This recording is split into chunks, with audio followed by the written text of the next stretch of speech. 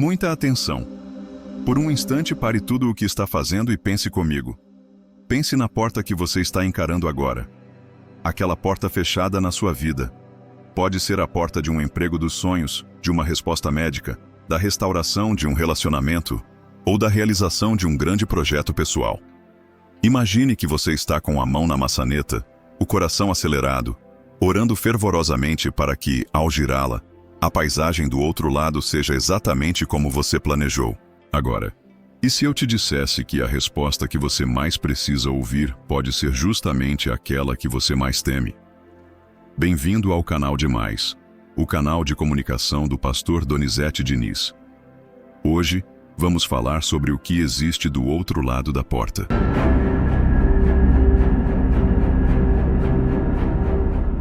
Vamos conhecer o Léo.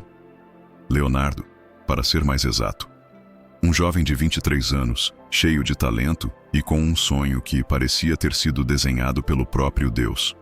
Desde criança, seus dedos dançavam sobre as teclas de um piano. A música não era apenas o que ele fazia, era quem ele era. Seu quarto não era decorado com pôsteres de atletas, mas com partituras. E seu maior objetivo, a porta que ele olhava todos os dias, era ser aceito no Conservatório Nacional de Música Clássica, a instituição mais prestigiada do país. Para Léo, não era uma questão de si, mas de quando. Ele via sua jornada como uma linha reta e clara. Ele jejuou, orou, praticou até a exaustão, até as pontas dos seus dedos ficarem dormentes. Cada nota tocada era uma oração, cada melodia, um clamor. Ele sentia em seu espírito uma confirmação. É para lá que eu te levo. Seus pais, seus amigos, seu pastor, todos viam seu talento e dedicação e diziam a mesma coisa. Léo, você nasceu para isso. É o seu chamado. A confiança de Léo era contagiante. Ele já se imaginava andando pelos corredores históricos do conservatório, aprendendo com os mestres, sentindo o cheiro de madeira antiga e de partituras seculares. Ele não tinha um plano B. Por que precisaria de um, se o plano A tinha a assinatura de Deus? O dia da audição final chegou. Na sala, diante de uma banca de avaliadores sérios e de um piano de cauda imponente que parecia um gigante adormecido, Léo sentiu uma paz que, para ele, era a confirmação final. Ele respirou fundo e tocou. E não foi apenas uma execução técnica perfeita, foi uma adoração. Ele derramou sua alma ali, contando sua história, seus sonhos e sua fé, através daquelas teclas de marfim e ébano. Ao final, o silêncio na sala era pesado, quase sagrado. Ele se levantou, agradeceu e saiu com a certeza da vitória. Então, começou a espera. Uma semana, 2. A confiança inicial de Léo começou a ser corroída pela ansiedade. A porta continuava fechada. Ele atualizava a página de e-mails a cada 5 minutos. Seu telefone, antes um instrumento de conexão, agora era uma fonte de angústia.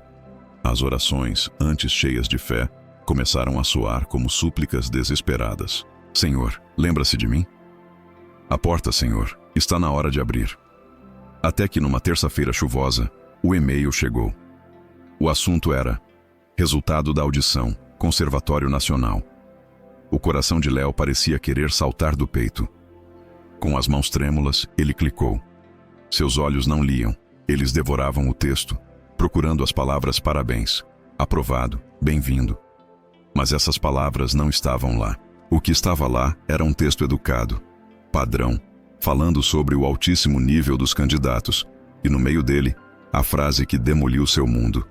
Lamentamos informar que, neste momento, não foi possível oferecer-lhe uma vaga. O não. A resposta que ele não temia, porque sequer a considerava uma possibilidade. O silêncio que se seguiu ao ler aquela palavra foi mais ensurdecedor do que qualquer sinfonia. Léo não sentiu apenas a dor da rejeição. Ele sentiu a dor da traição. E a pergunta que ecoava em sua mente não era: por que eles não me quiseram?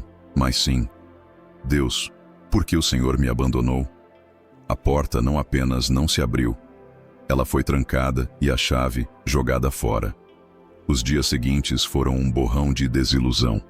O piano, seu companheiro de uma vida inteira, ficou empoeirando no canto do quarto. Olhar para ele era como olhar para um memorial de um sonho morto. Léo se afastou dos amigos, da igreja. Como ele poderia encarar as pessoas que tinham tanta certeza de seu chamado? Como ele poderia orar para um Deus que, em sua visão, havia lhe prometido algo e depois retirado? A fé que antes era seu alicerce, agora parecia uma piada de mau gosto.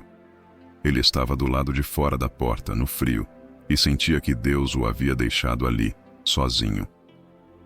Numa tarde, sua avó, uma senhora de fé simples e sorriso sábio, sentou-se ao seu lado. Ela não deu sermões. Não disse que Deus sabe o que faz. Ela apenas lhe entregou um pequeno regador e apontou para um vaso na varanda com um broto de planta minúsculo e quase seco. "Cuide dele para mim, querido", ela pediu. Contrariado, mas sem forças para discutir, Léo começou a regar a plantinha todos os dias. Era uma tarefa mecânica, sem propósito, assim como ele se sentia. Mas, lentamente, algo começou a acontecer. O pequeno broto começou a ganhar vida. Folhas novas surgiram. Ele começou a notar a beleza sutil daquele pequeno milagre diário. Certo domingo, enquanto cuidava da planta, o som de crianças cantando na pequena igreja do outro lado da rua chamou sua atenção. A melodia era simples, a letra infantil, mas havia uma alegria pura ali que o tocou de uma forma que nenhuma sinfonia complexa jamais havia feito. Ele se sentiu atraído por aquela simplicidade. Na semana seguinte, com o coração ainda pesado, mas com um pingo de curiosidade, ele entrou naquela igrejinha. Não havia um piano de cauda, apenas um teclado antigo e um pouco desafinado. O líder de louvor, um senhor simpático, o reconheceu e, sabendo de sua fama no bairro, o convidou para tocar na próxima semana. A primeira reação de Léo foi um não rotundo em sua mente. Tocar?